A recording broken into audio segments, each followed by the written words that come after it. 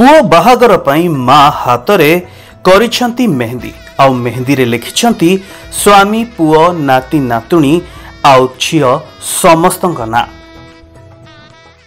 Radhika, Mukesh, Adyashakti, Krishna, Veda and Prithvi, Akash, Loka, Anand and Isha. देखिले तो नीता अंबानी किभली बुझाउछंती हातरे कहा कहा नार मेहंदी करिछंती।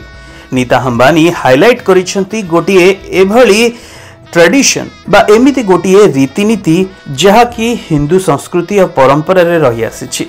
हातरे माँ जेतेबेले पुओ स्वामी नाती नातुणी जोई आउ झियर ना लेखे एहा तांको जीवन को आहुरी परिपूर्ण करे। कारण हातरे मेहंदीर रंग जेतेबेले पाचिकी आसे तो सेतेबेले एहाकु एक शुभ प्रतीक बोली कहा जाए। एवं जहा करिछंती नीता अंबानी निज पुओ अनंत आउ राधिकांको बाहागर रे।